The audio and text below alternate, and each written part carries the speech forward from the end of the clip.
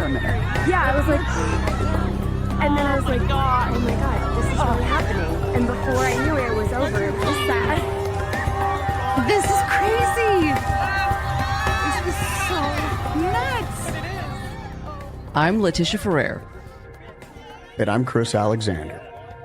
and this is Totality Talks, the solar eclipse It podcast. just took my breath away, the whole thing. It's really cool that you can see the corona and you see the sun kind of spewing out from behind the moon. It literally took our breath.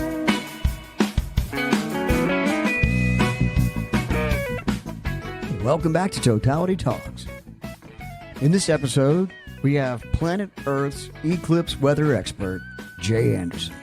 Today we chat eclipse weather, hear stories of eclipse weather past, and discuss the approaching event. Here we go.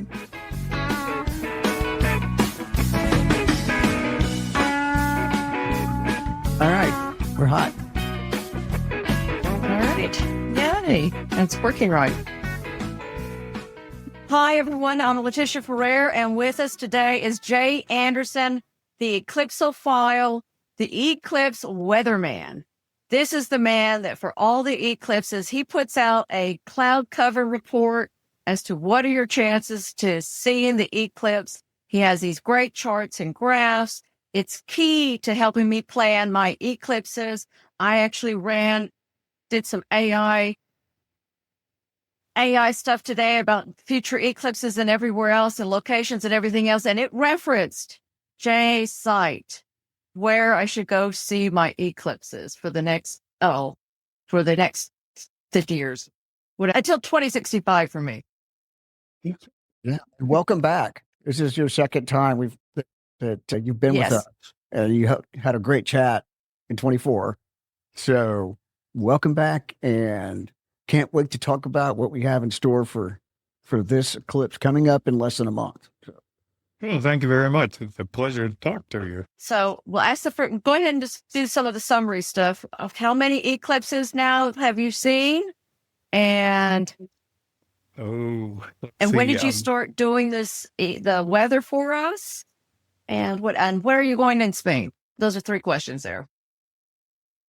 Or Well, Spain or wherever for this one. I think I'm up at 25 totals now and 10 annular. So it's 35, pretty close. I think that's the right number, but I didn't count them up before we got online here. So started in 79 when actually here in Winnipeg, eclipse went over top of me.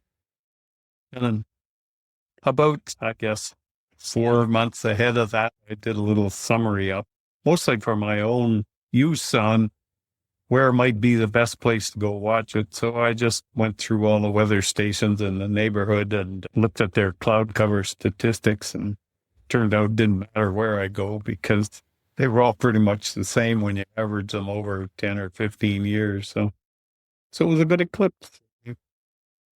Weather turned out to be almost perfect, and that was it. We got two things going. It got me going, doing these little weather studies, and it got me going eclipses myself. Awesome. That's wonderful. So 25. Wow, that's a great number. Yes, it's by no means the most. There's people that are counting up in the 50s, but it certainly gives you a different perspective on an eclipse. The gee whiz factor is muted a little bit. It isn't gone, but it's muted a little bit. And you tend to view an eclipse with more of a, let's say, a scientific perspective or an observational perspective. You look for certain things instead of the overall getting swamped with corona prominences, chromosphere, shadow bands, and shadow coming in, shadow going. You tend to focus on one or two things and say, well, I'll watch shadow bands at the next eclipse. Doesn't always work because somebody will come along and shout out shadow bands 30 seconds before totality, and you force yourself to have a look. You do. You do. Well, you've probably seen. So go ahead and tell us a little bit about how this path is looking for people traveling. I have a lot of concerns about this path. Although when I looked at today's satellite picture over Spain, it looked like a pretty good day to have an eclipse. We've still got a month to go yet. The problems in Spain are mostly the low sun angle of the eclipse itself. You're looking, especially in the end of the track, pretty much down on the horizon.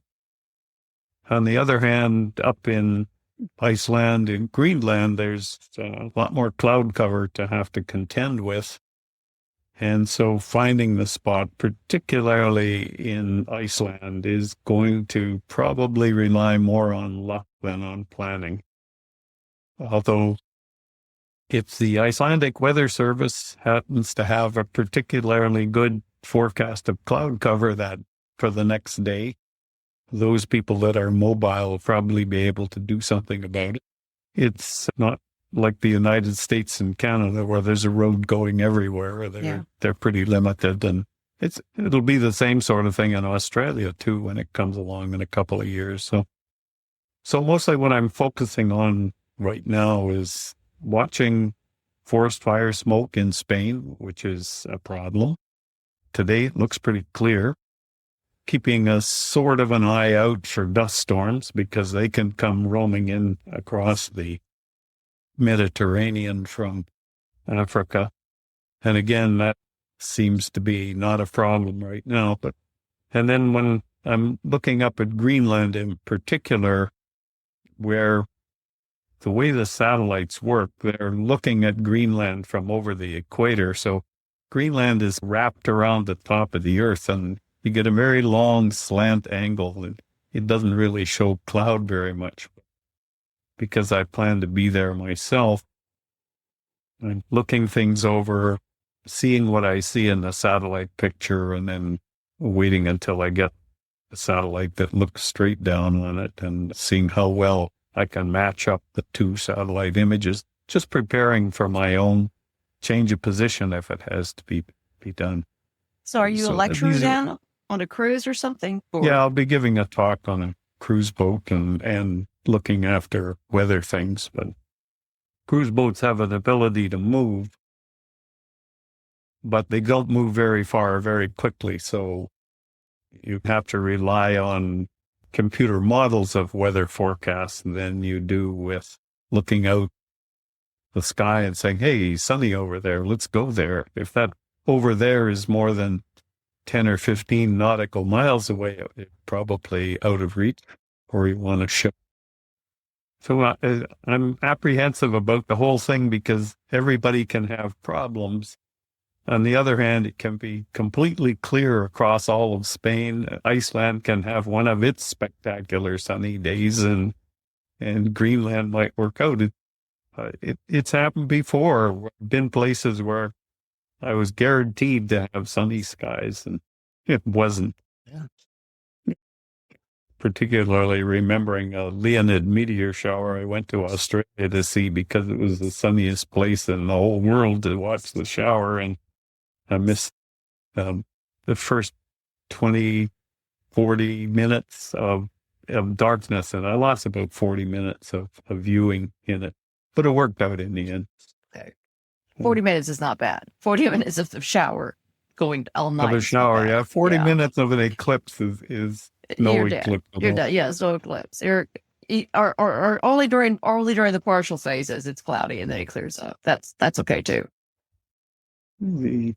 I've seen enough eclipses that cloud doesn't bother me, but what really bothers me is people who are going the first time and being clouded out.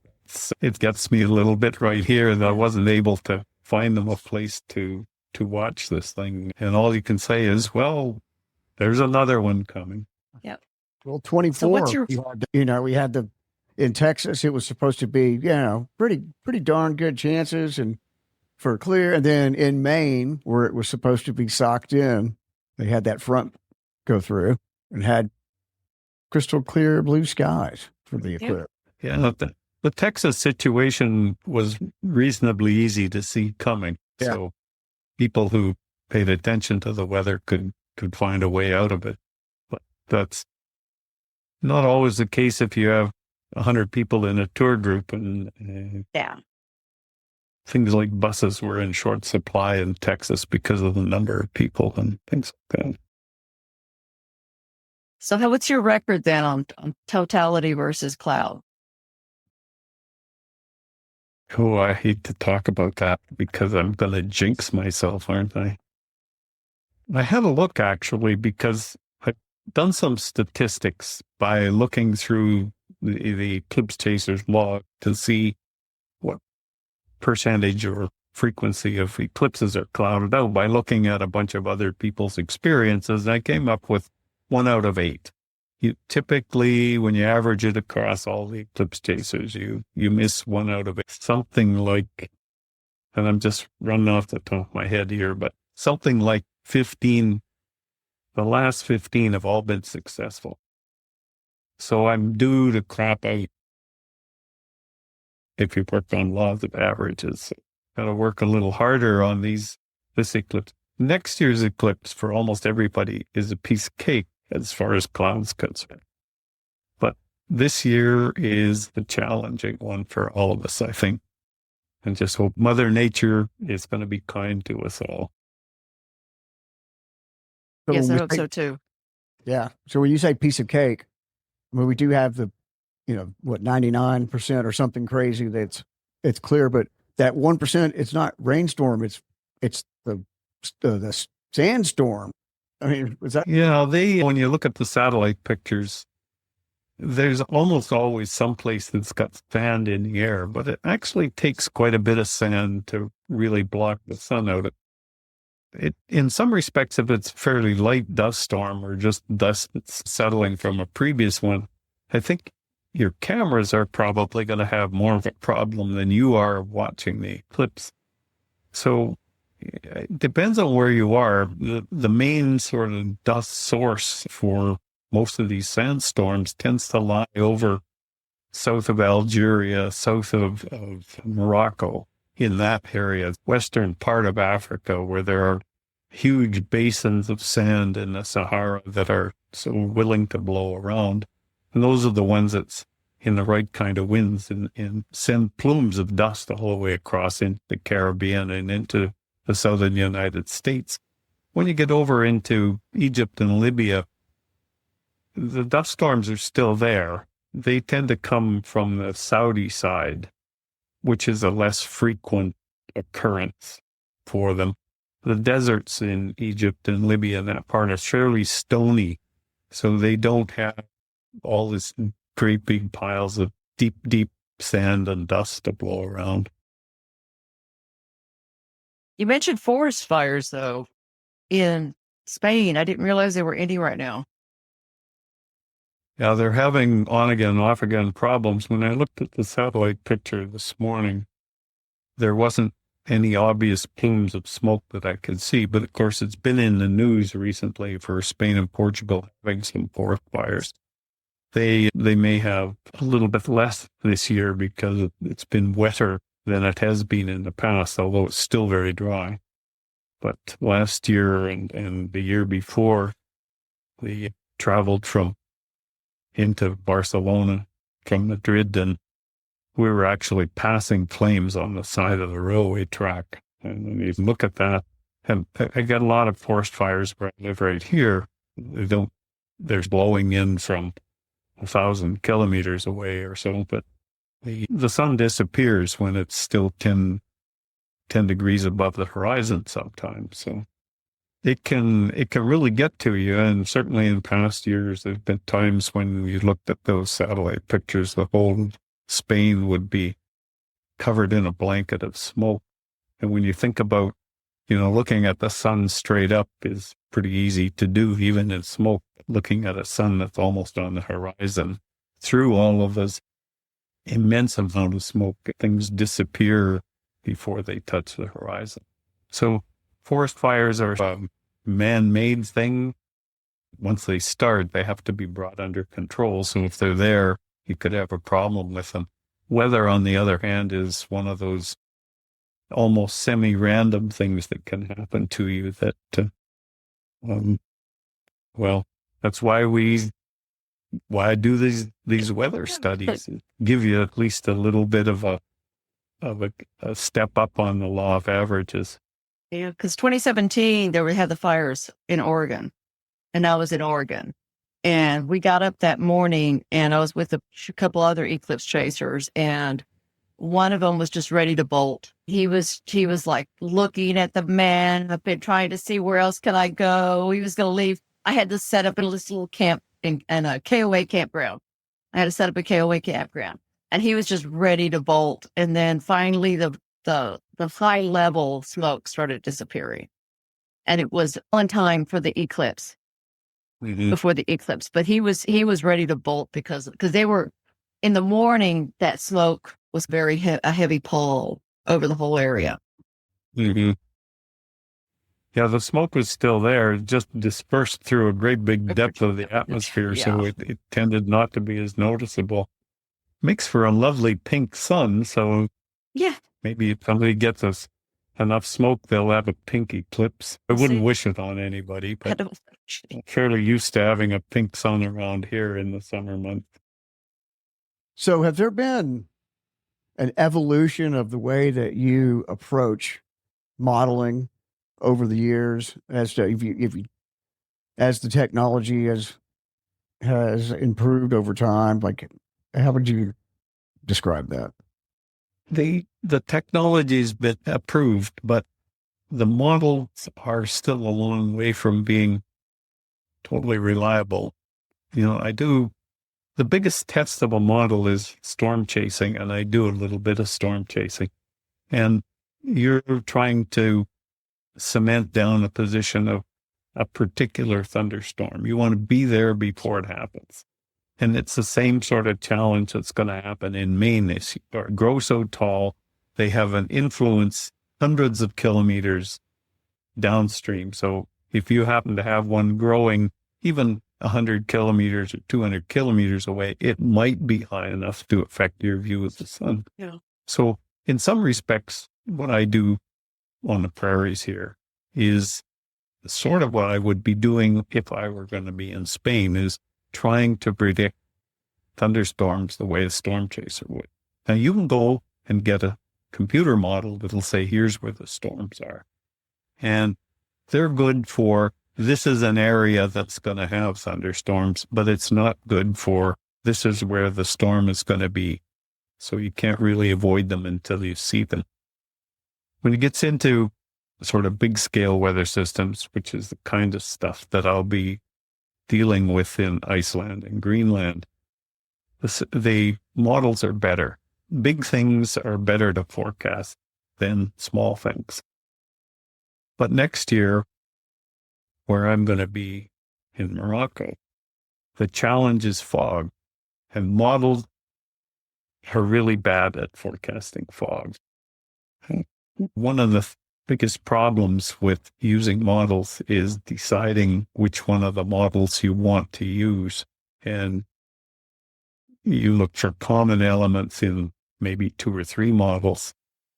And so it gets complicated. It really needs somebody who's looked at the models day after day for 2 months ahead of time, who's chasing an eclipse and saying, well, I have some feeling how this model works, how that model works. And there's a number of nice little tools that have come out from other people in their websites that will actually show you where the clear skies are, how far you have to be away from the cloud that the model is forecasting to be able to see over it. Those could be valuable, but I still keep a pretty jaundiced view on models. So I was the way I overcome. I can find storms when I see the storms. So to me, it's once I see it, I can get to it. But to do that with cloud cover, to see the sun shining on a hillside somewhere and figure out how to get there, and that's a little too late for an eclipse. Yeah. So what tool, you mentioned the models and the tools. Which apps would you use for that? Because during 2024, I had Windy open, I had Accurate One, I had everything. I had 4 or 5 things open, and nothing was really converging on clear skies anywhere. I'll use windy, partly because I can get many models in windy. In Iceland, they use their own model, and one presumes that they have it tuned up for their own situation. And Greenland is also forecast out of Denmark, so they have their own model. The only reason I use windy is because it's easy for me to go from looking at a satellite to looking at a model. And there's also features that allow me to look at 5 models in one big spreadsheet right on the screen and move the cursor along and saying all of them are forecasting cloud in this location for that day. So That's windy? windy. Okay, windy. Okay. I have the paid for version of windy, but it isn't that windy's any better because all these companies that give you models are all giving you the same models. So it doesn't matter which one you use. What matters more is what model do you use.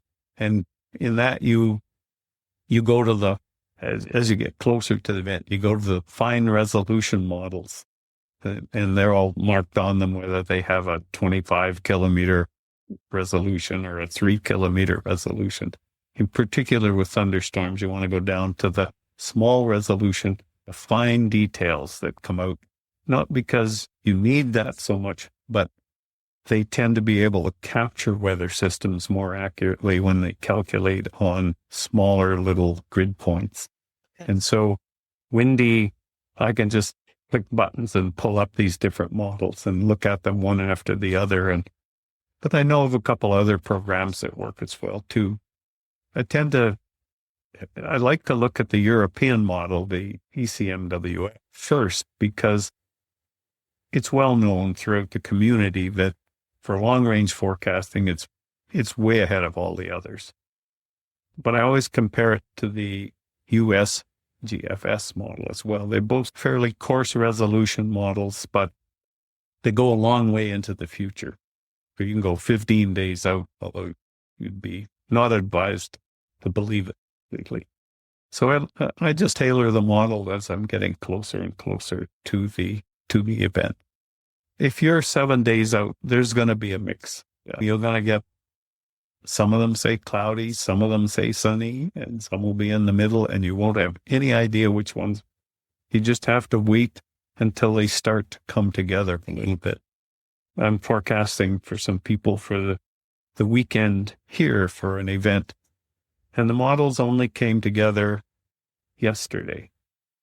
So Monday to Friday, 4 days out, I'm beginning to see consistency in the model, so I can say to them, your rain's going to end on X morning at about 6 a.m. Now, tomorrow I'll look at that again and I'll see, they're all ending it at 8:30 and they want to start this event at 9. But all still have the rain in them. Yeah. We have a saying in the weather office that the models look more like each other than they do of the real weather. That's changing a little bit now. So if you're close in, the next day, the models are pretty good. You can plan, you can drive the next day. 2 days out, you can still plan. 3 days out, you hedge your bets a little bit. And when you get into particularly volatile weather situations like Iceland, where a sunny day across all of Iceland is a rare event, but sunshine in Iceland is not. So you've got all these little clouds that pop up and they last for 30 minutes and they're gone. And how do you deal with it? Well, you just see what the forecast says the day before. Say, I'm going to go there and just take my chances. You're going to get close enough to look at the sky and say, that looks like a good spot over there. You just take it in stages. And it's the same thing with time. You look a week and a half out, you look a week out, you look 3 days out, you say, hey, look, they're all starting to say this. Let's take our chances and go sit there and we'll be a little closer. Or you go to Egypt next year and you don't have a problem.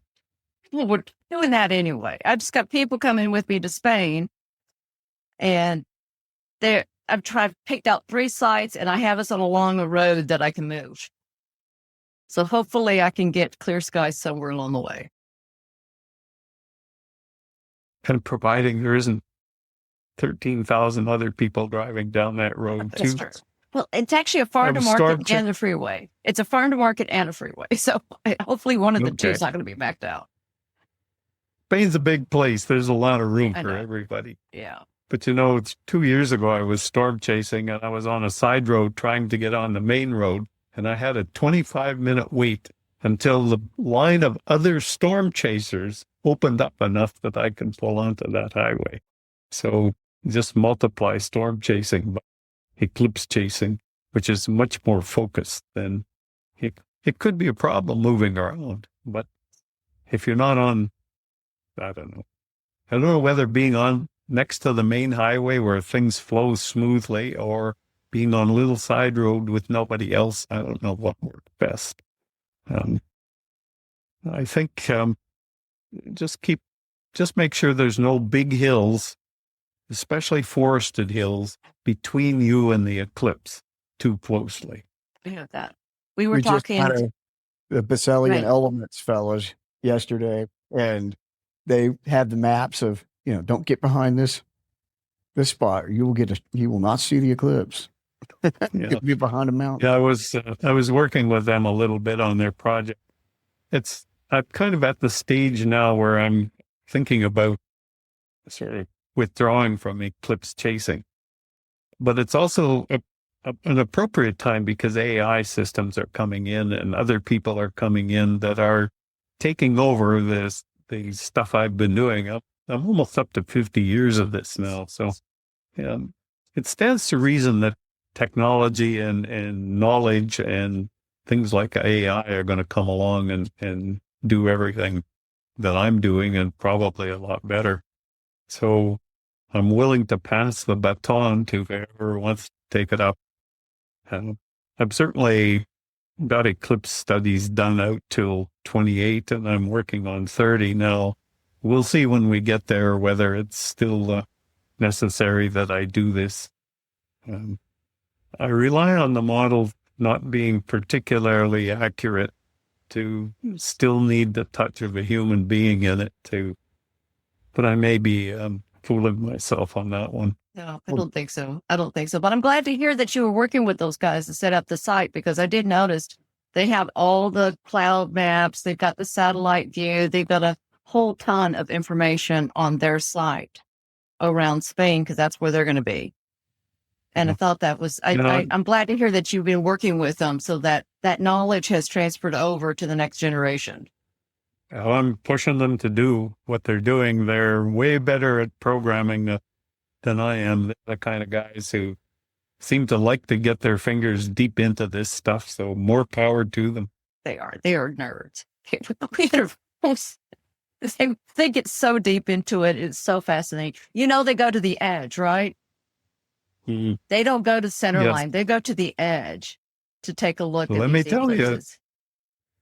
if you're going to be an eclipse chaser, once you got the first 5 under your belt, then you start thinking about other little things. So it's got a telescope. It's got a ship the sun's going to be almost on the horizon. And it's a gamble. But I've seen an eclipse that's 1 degree above the horizon. And boy, is that ever spectacular.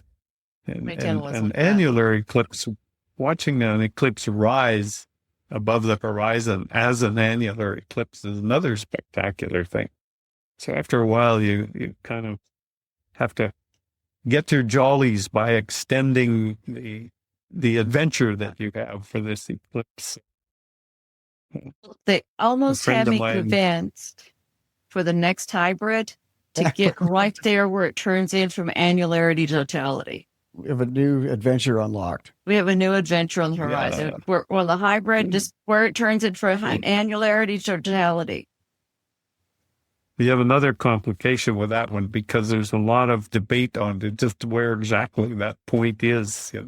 The transition is so gradual until the last bead disappears. Well, where exactly is Exactly that are point? we? Because But you get if you're 5 meters out, you're not a magical moment. The best eclipse chase was Glenn Schneider years ago went to watch an annular eclipse that was only visible for 1 second between Iceland and Greenland. And he and some friends chartered a little plane and flew out to it, and they didn't quite get to the point. So they think they saw something that went down to the last bead and then came back out again, so that they just missed by several kilometers in the aircraft the point of totality. And the reason they missed is because it just couldn't be calculated like that precisely. Maybe now it can. That was a few years. The salient elements guys have got the more accurate model, and they have on their little website, they have all three lines of where theirs is versus everyone else's. Yeah. And somebody else somewhere is sitting down and thinking about, how can I get it even more accurate? Or, the satellites going around the moon are going to give you just a little bit more information about the topography on the limb. Eclipses are adventures, and for some people, the adventure is the calculation, and I guess to some extent for me, it's the weather a bit. But although I'm just as soon do without it and go see the eclipse in a nice clear spot. But for other people, it's the travel. And, I know that if we get clouded out in Greenland, it's still going to be a fantastic trip, sailing in the fjords and looking at the terrain and seeing Iceland and things like that along the way. And next year I'll be in Morocco, probably take a couple of side trips and things like that. Maybe take my wife out into the desert, which I've seen in other parts of Africa, but she hasn't yet. So it's kind of to me, an eclipse is travel.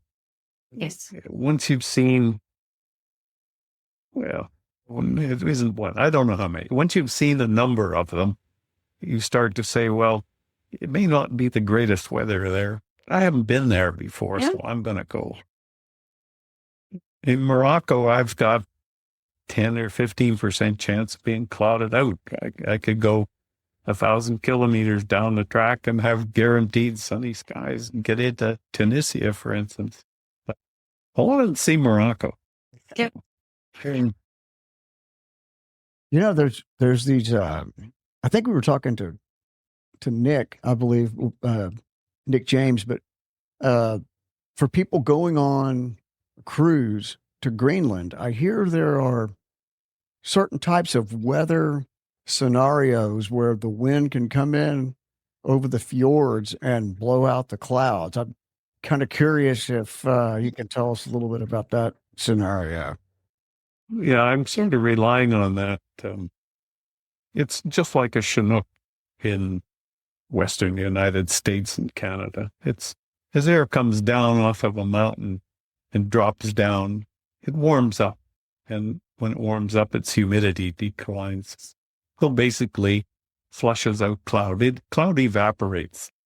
And takes very little descent in the atmosphere to do this, and a few hundred meters. And the Greenland ice cap's at 10,000 feet. So it's air coming down off of that is going to warm up as it subsides, just like some of the best Chinooks you ever see off the Rocky Mountains. So if the flow is right, if there's no high-level cloud, because the high-level cloud just sails over top, it doesn't come down that much. But if there's low-level cloud, there'll be places where it can flush it out. It's actually pretty detailed. I just recently started taking a look at where this air might come down, because it can come down and get funneled into a narrow channel, in which case it'll build cloud right away again. But if it comes down and spreads out into a little more open spot in the fjord, it clears the cloud out. And there you're dealing with the delicacies of little bits of terrain and things like that. And I've found a few places, I think, that have a little higher probability. I mean, I went through the old satellite pictures 2 days ago just to sort of refresh my memory about what the situation looked like. right about eclipse time and where the cloud cover was. And I found a few places that when everybody else is partly cloudy, they seem to be the ones that have no cloud or very little cloud. And then, as far as I could tell, they're related to just exactly what the terrain was, especially upstream from them, but also all around them. So even in those fjords with this descending air, there's still some places better than others. And I get a little anal about these things, partly because people ask me for advice and I have to do it from I've had a look at that and here's what I found type of situation. In some respects, when I quit doing this, I'll suddenly have an awful lot more time on my hand. But what do I do with myself if I wasn't working on this or something else for somebody else? You should keep working on it. And Iceland, I haven't looked at very closely in terms of trying to outsmart Icelandic meteorologists. And I've seen nothing on the island that would lead me to say, well, gee, that looks like a really good little spot. Because in Iceland, the cloud can pop up anywhere. There's no, people ask me, where's the best place to go in Iceland? There isn't a best place. You got to play it by ear when you get there. And that's basically what it boils down to. So that's the way it's going to be on the ground in Spain, too. We're going to tip the sea when we get there and look at the satellite maps and look at windy and look at everything and plan for the best. Because I'm actually doing a trial setup the day before. And with Spain, I can do the trial setup the day before, have everybody test their equipment and everything else, but it may not be that location the next day. People have to know that, but yeah, my feeling is if you try your best, people will forgive you for because after all, it's not you in charge of it. The worst thing I could make is taking people someplace that turned out to be worse than the place we left. Yes. So far, I haven't done that. I've made that decision before. I was in Palu in Indonesia, and we were at the hotel, bathrooms and everything else, and we went inland to get away from the clouds. We saw it kind of peeking in and out of the cloud. It ended up with we ended up some dramatic video and stuff because of it, but we would have much rather have stayed at the hotel and had a clear sky. We stayed in Palau, and we saw it, but we saw it through clouds too. So don't feel too bad because you really didn't go into much of a worse situation. You just went into a different one. Yeah. Unfortunate, it was nice and clear, but that last 15 minutes before the eclipse, that high level cirrus drifted in over top. So it happens.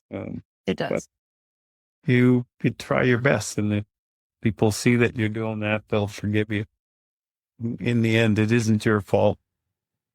I try not to give too many false hopes, though, because I don't want to be caught out saying guaranteed clear tomorrow and having it turn cloudy. I have hit the other situation where I've said, gee, it looks like we're going to be pretty cloudy tomorrow, and have it flush out and clear off. But these days with global satellite pictures out of Windy or one of the other folks that present that stuff, but there's global satellite pictures.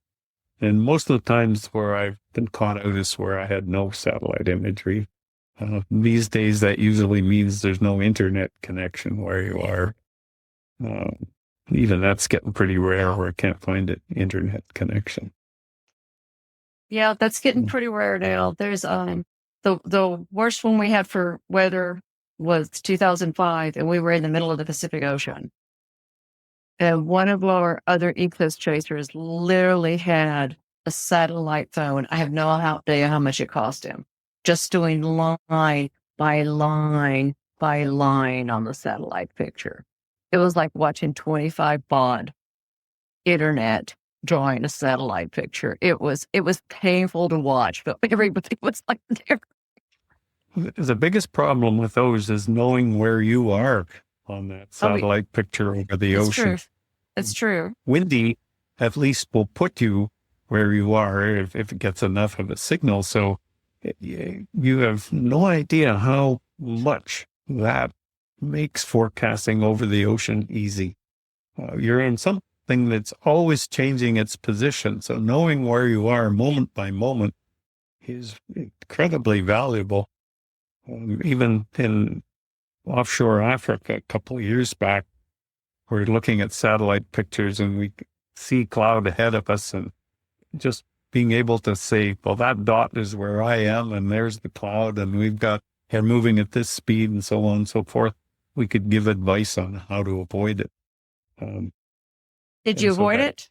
Did you avoid it then? Okay. That was the captain that it boiled down to the captain said, well, there's a clear patch. Let's go into it. There's a limit to how much I can do it. Sometimes it's the guy in charge on the bridge who makes the final decision. So will you have a great relationship with the captain coming up here? Well, usually, yes. I'm on a National Geographic boat in Iceland, and I believe certainly the captain we had in Antarctica wanted to come to another eclipse. I don't know if it'll be the same one here. I do know that after a total eclipse, the captains are immediately engaged. They want to do it again, and they start talking to tour operators. Well, where's the next one? And would you come with us on if we set it up and that sort of thing? So it's a magical experience because for most of them, it's the first one. And if it's successful, and of course, the whole of the ship just goes bananas afterwards with the celebrations and everything. So it's captivating experience. No pun intended, but it catches you and they want to do it again. And if they've done it before, and I've often sailed with captains that have done other eclipses, they're totally willing to compromise and help out. I remember. So, were you you said you went to Antarctica. Were you successful last year or in 2021? Yes, we saw. You were the one that was successful. Yes, I think we were the only boat that saw it. Wow. Oh boy, you had Jay Anderson there. We were lucky because I'm sitting there on the stern. I'm not watching what's up in front of us. And all of a sudden I look up and there's cloud above us and beautiful blue sky. And I'm thinking to myself, why haven't somebody turned us around? So I went running up to the bridge and I shouted, turn us around, turn us around. Well, I guess it was the first mate. He didn't know who I was. Who the heck's this guy that's coming up saying, turn the ship around? So I went back to the tour representative and said, we have to turn this thing around. Only I was not calm and collected. And so we turned around and everybody moved to the other side of the ship. And we saw that eclipse 1 degree above the horizon, a solid layer of cloud. So it just peered out from behind this tiny little gap on the horizon. What a beautiful eclipse. Just fantastic. Glad see an eclipse who's that low down. Man, that's awesome. That is awesome. Because there were 11, I think that they said that it was like a 10% chance you would see totality on that. And 11 ships looked out and you were the only one that saw it. So we were quite a long way away from everybody else. Sort of to see an eclipse that low down, we had to be very close to the edge of the track, and we were up near the Falkland Islands, where everybody else was closer to the Antarctic coast. And some of them were pretty close. There were big holes in the cloud. They just weren't quite in the right place. I know. We had sea fog rose up because we were like 10 minutes before totality, 15 minutes. We had broken clouds, but it looked like we were in good shape. And then everything just turned gray. And we were Yeah. probably halfway between Antarctica. We went out towards South Georgia Island, and we're way out in the middle of the you see. There's a front in the ocean in there, which divides the warmer water in the north, colder water in the south. And right along that front line is where the fog forms, pretty heavy fog. So you may have been close to that. It's simply because the air from the warm side flows over top of the cold air side. And there's quite a difference in the water temperatures, and it just turns into fog. I know we sailed through it, and then once we got to the warm water side, it's completely disappeared. So you may have just been caught on that, little nuance. And we tried. We were zigging, zagging, and going all over the place every day. New update, new direction, new update, new heading. We tried, but and then there was the bucket of champagne at the bar. I remember this vividly. Like the bottles of unpopped champagne sitting there waiting, and everybody was, nobody was in the mood. Well, we grabbed a couple of bottles and went back to the room. We grabbed a couple of bottles and went back to the room and commiserated with some of the other eclipse chasers. It got dark. It got darker. Oh my God! The video I have of that one, it looks like somebody threw a blanket over at the camera. It looked like somebody threw a blanket over it. It got totally dark.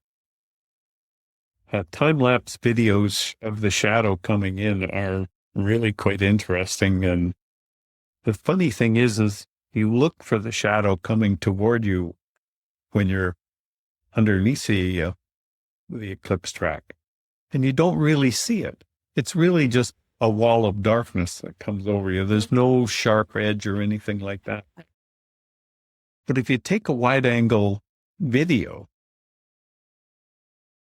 and you play it back, especially if you increase the speed a bit, you see there is a shadow. You can see that sort of pencil-like darkening in the sky, and sometimes pretty wide, and the sun moves across it as it from first or second contact to third contact.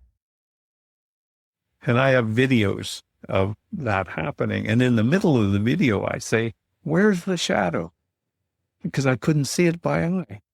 Yeah. Once the video, I thought, "Oh, sure, there it is." It wasn't obvious. It was subtle, but it was there, noticeable, but just couldn't see it. I mean, you look around you and you see the bright sky over there and the bright sky over there. You're actually seeing the edge of the shadow, but you don't think of it like that. You think, oh, I'm in this all around sunset horizon here. So take a wide angle video if you can. A cell phone will work just fine with it. And keep it pointed toward the sun, and you just might find out that the shadow is quite spectacular in the video. I actually did that for 2010. I just stuck the camera in the ground, went and walked and watched the eclipse and stuck it on video, and then came out with this. I had this beautiful, you see the shadow just kind of coming in like this as it goes over the eclipse. It was just beautiful. You just see just the shadow coming on the eclipse and then moving off. It was beautiful when you could see the shadow like that. And with the 4K video cameras now too, you can pull pictures off of that too. I still have high quality prints. That's one of the things I really like about the changes in technology that we've gone through. And the fact that travel is somewhat a little bit easier than it used to be. I mean, the first total solar eclipse I saw on Antarctica, we had a choice of a 30-day cruise on a Russian icebreaker back in 2003 or the flight. I picked the flight, but 2021, the next Saros, right? The next 18-year Saros, there were 18 ships and like 3 or 4 flights with one landing and on the ice in Antarctica. So the whole travel with the popularity of eclipse has changed for a lot of people. Yeah, I keep wondering what the next big thing is going to be, or Used to be storm chasing, and that was unique. And you pull your storm chase vehicle up in front of a McDonald's, and the people that were working there would come over and say, "Are you guys storm chasers?" Nowadays, you go in, they sell more of those bloody storm chasers. They never stick around. They grab something and they run away right away. And so, and the eclipse chasing used to be pretty unique. And back in '79, even though it went over North America, but then you started to get places like New Guinea and Indonesia, and that where people didn't travel to that often. And now, well, after going over North America twice in the last decade, or just over, you suddenly realize that there's a few tens or hundreds of millions of people and who've seen an eclipse. And Yeah. you ain't so special anymore. Yeah. I'm not sure what's next. Tell us a little bit. You're not the first storm chasing eclipse chaser I've ever met. So apparently it's like a secondary hobby for a lot of us. And I know it's on my bucket list. So tell us just a little bit about the storm chasing. Well, I teach storm chasing at the local university here, the University of Manitoba. And I've been doing that for with a bunch of other fellows from the local weather office and in the university. So you kind of get immersed in it, and you take the students storm chasing for a week or 8-9 days after the course is over. So they get to put into practice what they're taught in the classroom. And we almost always get the best reports going back to the university. Best course I ever had, particularly if we find a couple of tornadoes. I think the last time there were 6 of them or something like that. Ooh, wow. So it's,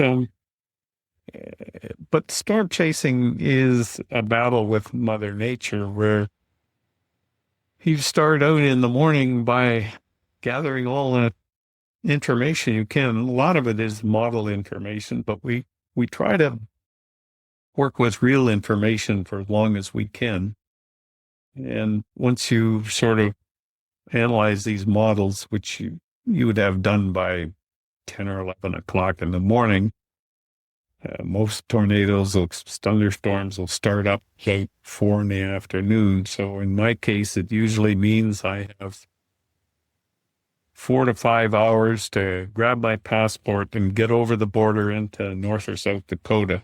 I can make it to South Dakota for a storm chase if I get away early before the storms kick off. But normally, if I'm going any farther than North Dakota into Nebraska or Oklahoma, I have to plan on several days. Yeah. It's the kind of thing where you say to your wife, "Well, I'm going storm chasing." And if she doesn't say, "Can I come?" then I say, "Well, we might come home tonight, but we might stay a week." It depends on what it looks like when we get there. Yeah. And so that's the way it works. But it's an intellectual battle to do it. And it's not so much seeing the tornado, because usually you're surrounded by hundreds of others. And if you want to find a tornado, all you do is turn on your cell phone and see where everybody else is going and just go to the same place. Because the collective intellect will find you where the most severe storms are. The challenge is to find one that nobody else is going to. And there's a bonus if you don't see a tornado, because the storms themselves are beautiful. Beautiful. They're beautiful. And spectacular photography alone. I love watching a storm come in on the horizon. I used to live on a farm near Corsicana, Texas. And I just loved watching just the storms come in over the horizon. They're just beautiful and majestic with the lightning and everything else. And I would actually wait till the last minute. I wouldn't even be in the house. I would go to the barn. We had a barn. And I just loved watching it from the barn coming in, and then just sitting in the barn and listening to the fury of it going on top of the tin roof and everything else. They're beautiful in their own right. They are just beautiful in their own right. Well, they have their tragic sides too, which eclipses don't, other than being clouded out, or usually be mollified with 2 Coronas afterwards, and or maybe your bottle of champagne, Yeah. and everybody's in the same bucket. So you kind of hold each other's hands and promise you'll see them again the at next the one. next one. Next one. Yeah. We got a Yeah. Here in North here. America, we have quite a ways to go before we see our next one in North America. The Australians are getting them all right now. No. And I it's need to pretty retire nice place. there. I need to retire to Australia so I can be there for this and not have to travel. I've already booked a 4-wheel drive camper for the 28 eclipse in Australia. Most outfits won't do it, but we found one that would, and so we're all set to go, and we're going to be doing our old thing, camping in the outback and photographing the stars and watching an eclipse. So would you send me the link? Because that's my plan for 28 also. I plan to do the whole camper in the Northwest. Yeah, Vid sent you to, well, you can camp. There's a lot of rules about renting cars in Australia. You have to get a company that will let you go off-road, because a lot of them won't. And in fact, one of the roads we plan to take, which I've been down partly, the word I'm getting is, oh, you don't want to do that. You don't want to go down there at all. So anyway, it's fun. I've done it twice already, and spectacular skies at night in the Australian outback. So That's what I'm looking and the forward to Australians, doing. the Aussies are easy to deal with. They're certainly a very happy-go-lucky lot.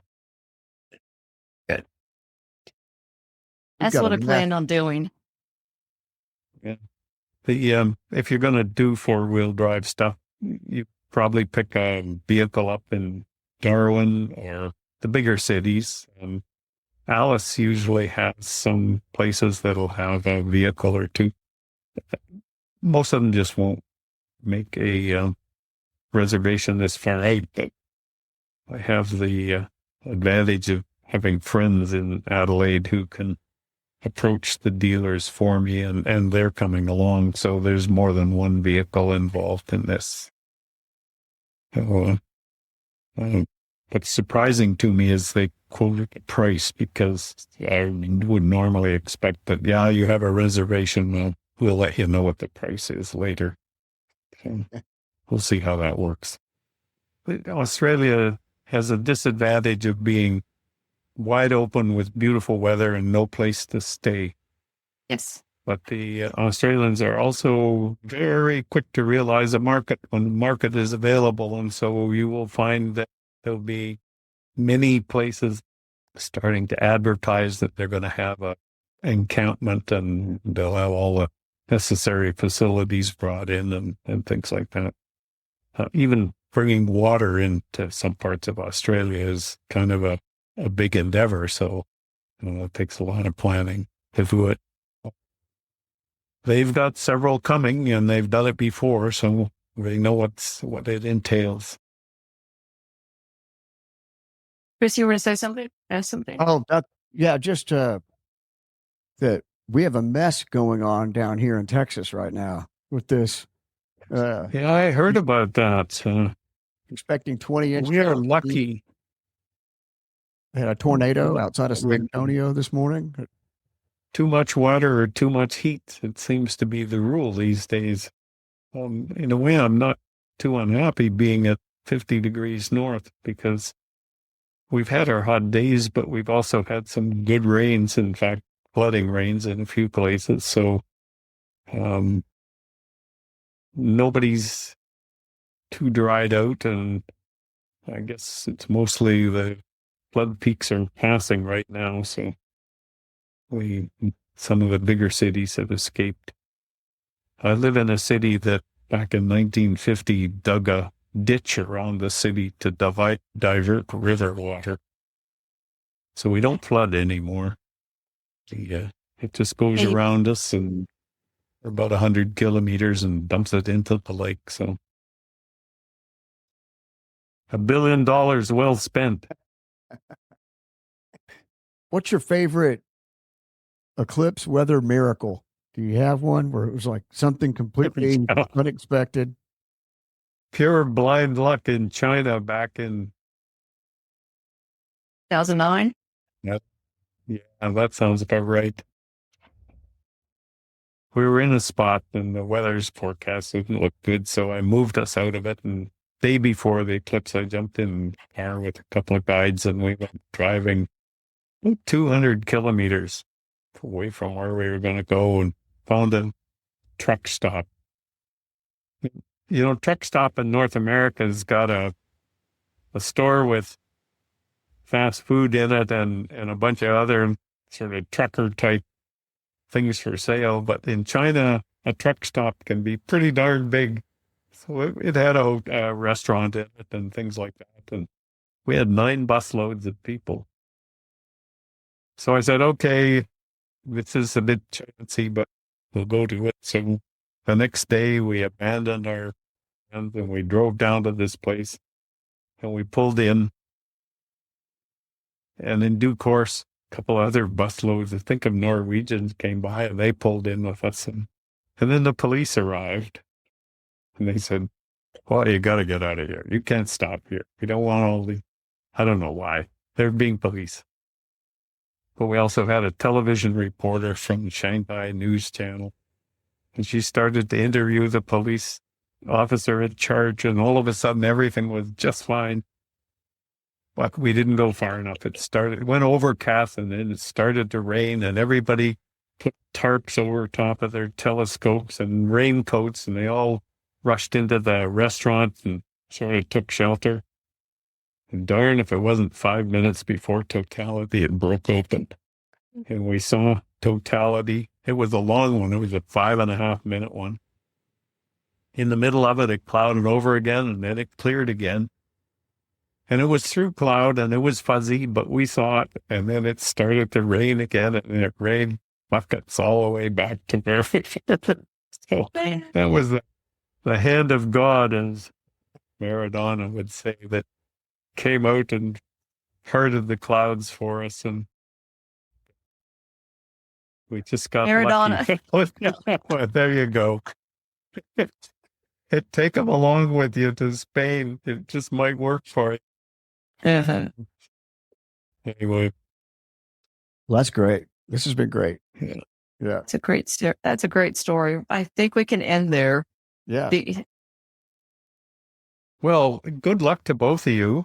Thank you. Good luck to you. You're going to be watching everybody's weather, even though I'll be, I wouldn't say stuck on a cruise boat, but enjoying a cruise boat in Greenland. Possibly the only thing for me is that where everybody else is taking shorts and T-shirts, I'm going to be taking a light parka and some heavy boots where I'm going. And I don't really need that in August because I get enough of it in January. That's great. Well, good luck. Clear skies to you. And you'll be all of us. mobile. You'll be nice and mobile. So, yeah. Yeah. Yeah. You'll be like this with Good. the captain. You're in good shape. I will. It's probably going to be clear. Don't worry about it. Yeah. There you go. That's the attitude. All this That's the cloud. way. Be clear. Yeah.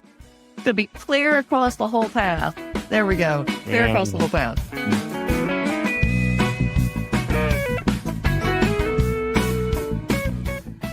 Well, that's it for this episode of Totality Talks. Hope you enjoyed our chat with Jay. In the next episode, we have astronomer and eclipse guide from Astro Trails UK, Nick James. As always, clear skies.